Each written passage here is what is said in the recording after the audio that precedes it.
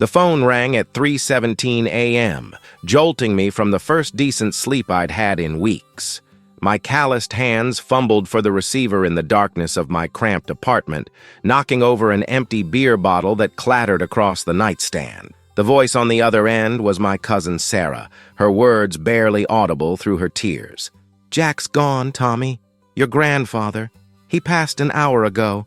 I sat there in stunned silence, the weight of those words settling into my chest like a stone. Grandpa Jack had been the strongest man I'd ever known, a weathered giant who'd built his cattle empire from nothing but grit and determination. Even at 87, he'd seemed invincible, still riding his horse across the vast Montana plains that stretched beyond his ranch. The last time I'd seen him was 6 months ago, when I'd driven the 12 hours from my dead-end construction job in Denver to visit. He'd looked frail then, but his eyes still held that familiar fire. We'd sat on his porch, watching the sunset paint the mountains purple, and he'd told me stories about the early days when he'd fought tooth and nail to keep the ranch alive. "Family's everything, Tommy," he'd said, his voice gravelly from decades of cigarettes and dust. "But sometimes family ain't what you think it is." I hadn't understood what he meant then. Now, staring at the ceiling of my dingy apartment, I was about to find out. I threw my belongings into a duffel bag and hit the road before dawn, my pickup truck's engine growling as I pushed it hard through the winding mountain passes. The radio crackled with static, but I barely noticed. My mind was racing faster than the speedometer. Grandpa Jack had been more than a grandfather to me. He'd been the father figure I'd never had after my dad walked out when I was 12. My brothers, Marcus and David, had always been the golden boys, college-educated, successful in their respective careers in finance and law. They'd moved to the East Coast years ago, visiting the ranch maybe once a year for obligatory holiday appearances. Meanwhile, I'd been the family disappointment, bouncing between jobs, never quite finding my footing in life. But Grandpa Jack had never made me feel like a failure.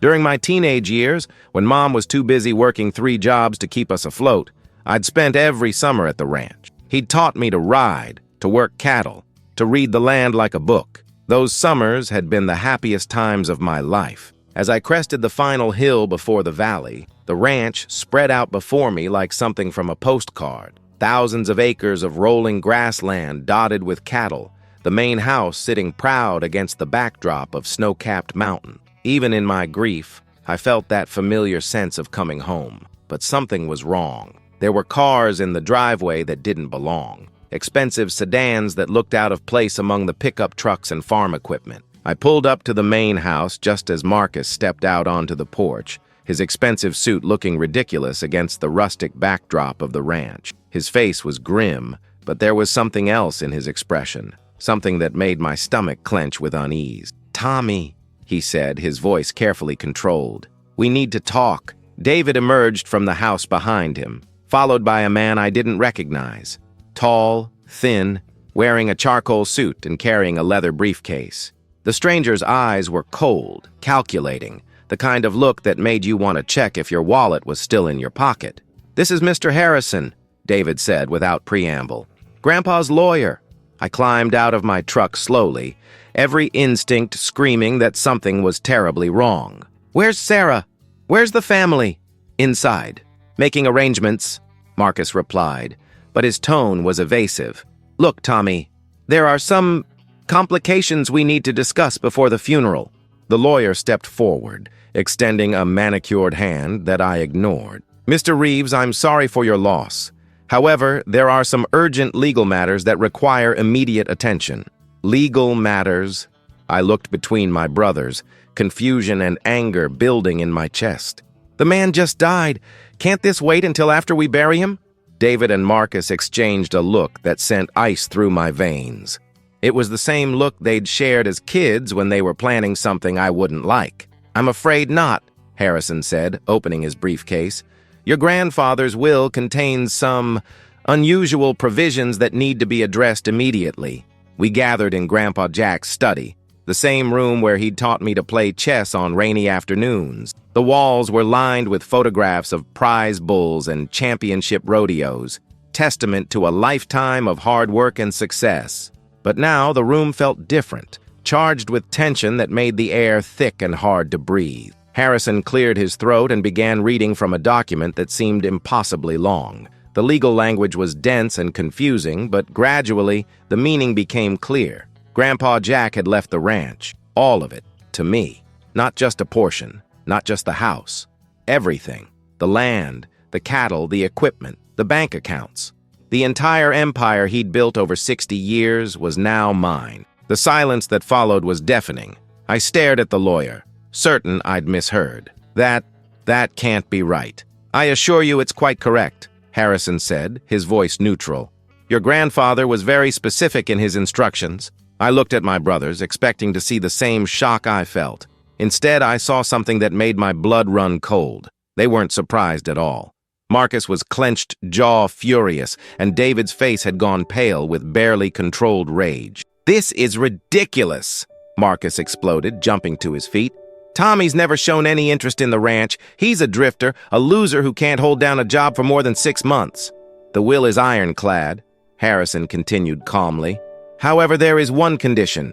Mr. Thomas Reeves must take possession of the property and begin active management within 72 hours of Mr. Jackson Reeves's death, or the inheritance passes to the next in line. 72 hours.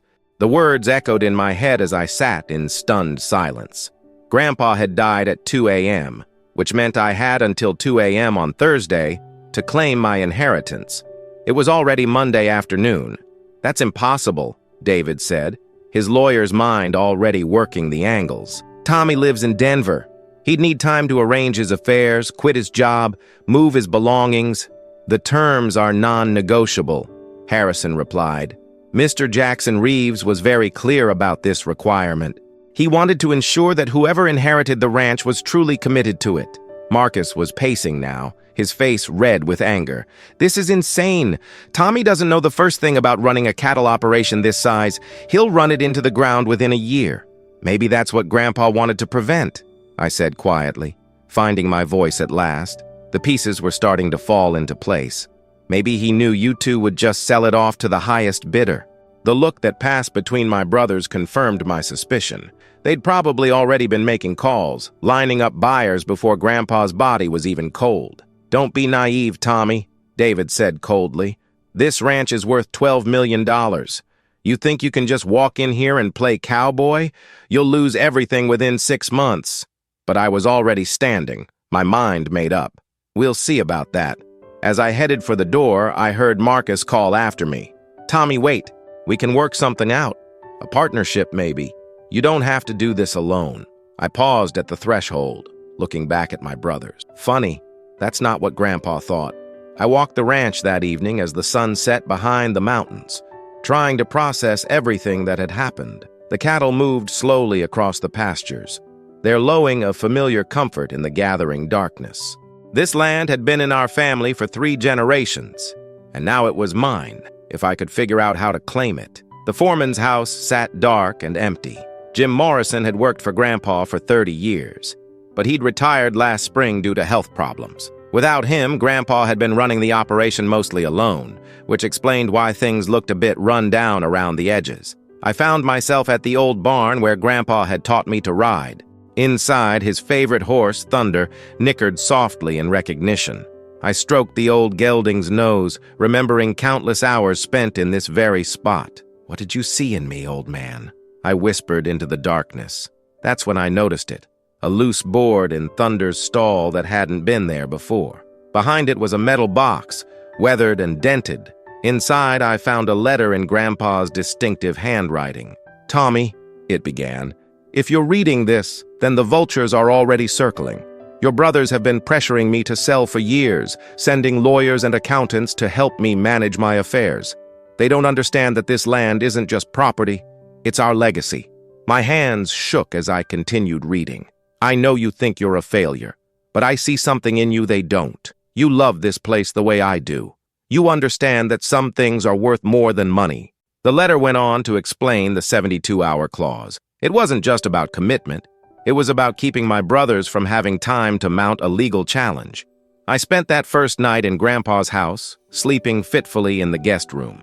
Every creak and groan of the old structure seemed amplified in the darkness. Around midnight, I was jolted awake by the sound of vehicles outside. Peering through the curtains, I saw headlights moving across the property. My brother's cars were gone from the driveway, but there were other vehicles, work trucks with equipment in the beds. I grabbed Grandpa's old rifle from the gun cabinet and slipped out the back door. What I found made my blood boil. Someone had cut the fence lines in 3 different pastures and cattle were wandering loose across the property.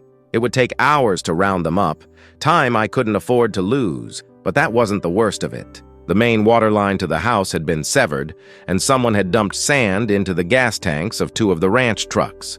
It was sabotage, plain and simple, designed to create chaos and eat up my precious 72 hours. I spent the rest of the night doing emergency repairs by flashlight, my hands raw and bleeding by dawn. As I worked, I couldn't shake the feeling that I was being watched. Twice I thought I saw movement in the tree line, but when I looked directly, there was nothing there.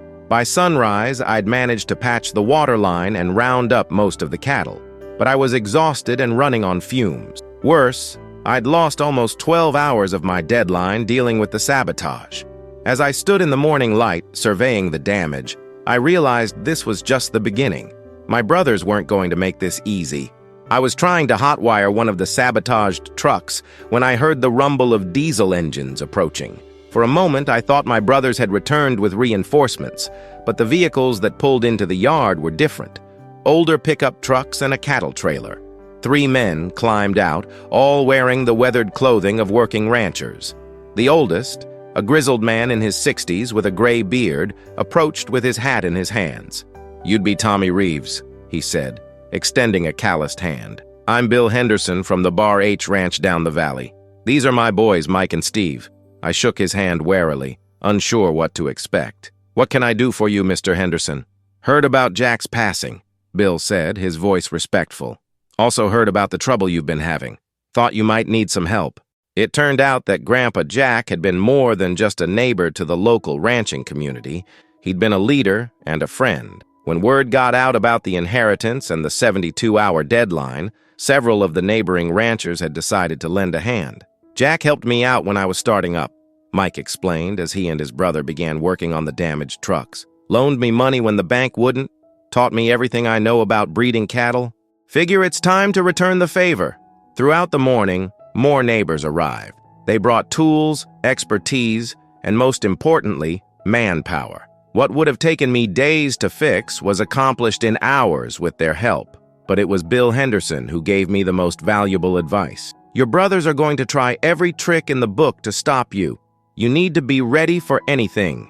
Tuesday morning brought a new challenge in the form of a sheriff's deputy and a court order. I watched from the porch as the official vehicle pulled up, my stomach sinking with dread. "Thomas Reeves?" the deputy asked, consulting his paperwork. "I have a temporary restraining order preventing you from taking possession of this property pending resolution of a legal dispute." My brothers had moved fast, filing an emergency petition claiming I was mentally incompetent to manage the ranch. The order effectively froze everything until a hearing could be held, a hearing that wouldn't happen until after my 72-hour deadline expired. "This is bullshit," I said, scanning the legal document. "They're trying to steal my inheritance." "I'm just serving papers, sir," the deputy replied. "You'll need to take it up with the court." But I knew the court system well enough to understand that justice and timing rarely aligned. By the time this got sorted out, the ranch would belong to my brothers. That's when Harrison, the lawyer, appeared with a smug smile. "I'm afraid this complicates things considerably, Mr. Reeves. Perhaps it would be wise to consider your brother's partnership offer." Something in his tone made me suspicious. "Whose lawyer are you, really?" His smile faltered slightly. "I represent the estate." "Bullshit." The pieces were falling into place. "You're working for my brothers. This whole thing was planned from the beginning." I pulled out my phone and called Sarah, who confirmed my suspicions. Grandpa's real lawyer was a man named Robert Chen, who'd been out of town when Grandpa died. Harrison was a fraud, brought in by my brothers to manipulate the situation. The restraining order was real, but it had been obtained under false pretenses. I had grounds to challenge it, but time was running out. With less than 24 hours remaining, I drove into town to find Robert Chen, Grandpa's real attorney. His office was above the hardware store, a modest space that reflected the small-town values Grandpa had always cherished. Chen, a soft-spoken man in his 50s, listened to my story with growing concern. "I'm afraid your brothers have been very busy," he said, pulling out a thick file. "They've been trying to have your grandfather declared incompetent for months, claiming he was suffering from dementia." "That's ridiculous," I protested. "Grandpa was sharp as a tack." "I know that, and you know that, but they had doctor's reports, testimony from concerned family members." Chen shook his head sadly. "They were building a case to contest any will that didn't favor them." But then Chen smiled and pulled out another document. "Fortunately, your grandfather anticipated this. He came to see me 3 weeks before he died and made some additional provisions. The real will was even more detailed than the fake one Harrison had read. Not only did it leave everything to me, but it included specific protections against legal challenges and detailed documentation of Grandpa's mental competency right up until his death. There's more," Chen said, his eyes twinkling.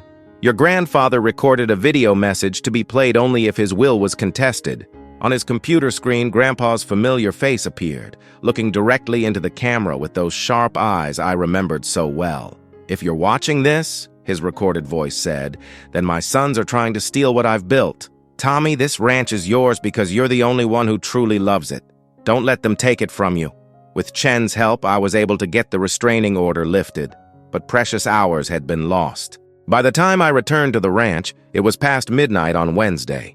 I had less than 2 hours to officially take possession of the property. My brothers were waiting for me, along with Harrison and several other men I didn't recognize.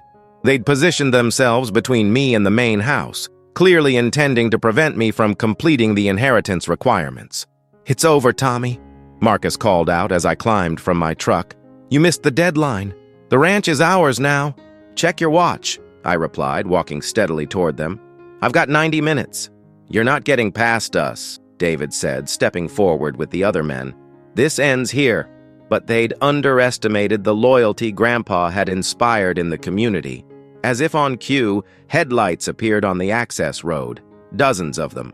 The neighboring ranchers had come, along with their sons and hired hands. Bill Henderson led the group, his weathered face grim with determination. "You boys need to step aside," Bill said quietly, but his voice carried the authority of a man who'd spent his life dealing with difficult situations. "Tommy's got business to attend to." The standoff stretched for long minutes, tension crackling in the air like electricity before a storm. Finally, Harrison whispered something to my brothers, and they reluctantly stepped aside. "This isn't over," Marcus hissed as I passed. "We'll fight this in court for years if we have to." "Go ahead," I replied, not breaking stride. "But this ranch will be in good hands while you do." With 43 minutes to spare, I walked through the front door of the house I'd spent so many childhood summers in. According to the will's specific requirements, I needed to spend the night on the property and sign a formal declaration of intent to manage the ranch personally. The house felt different now, not just because Grandpa was gone, but because it was truly mine. Every photograph on the walls, every piece of furniture, every memory embedded in these rooms was part of my inheritance. The weight of responsibility was overwhelming. I found the declaration papers on Grandpa's desk, along with another envelope marked "For Tommy's Eyes Only." Inside was a key and a note. "Check the safe behind the family photo in my bedroom." The safe contained more than just important documents. There were bank statements showing the ranch was worth far more than the $12 million my brothers had mentioned. Grandpa had been quietly buying up adjacent properties for years, assembling a cattle empire that stretched across nearly 50,000 acres. But the most valuable thing in the safe wasn't money or land deeds. It was a leather-bound journal filled with Grandpa's thoughts about running the ranch, his hopes for the future, and his observations about each of his grandsons. "Tommy has the heart for this life," one entry read. "He understands that success isn't measured just in dollars, but in the health of the land and the contentment of the animals." Marcus and David see only numbers on a balance sheet. As I signed the declaration at exactly 1:47 a.m., I felt Grandpa's presence in the room, as if he were standing behind me, his hand on my shoulder. 6 months later, I stood on the same porch where Grandpa and I had shared our last conversation, watching the sunrise paint the mountains gold. The ranch was thriving under my management, the cattle healthy and the land recovering from years of neglect. My brothers had indeed fought the inheritance in court, but Chen's documentation was ironclad.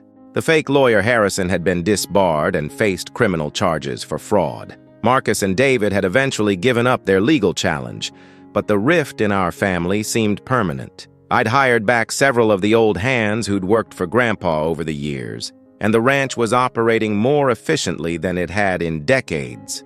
The neighboring ranchers had become not just allies, but close friends, creating a network of support that made the isolation of ranch life bearable.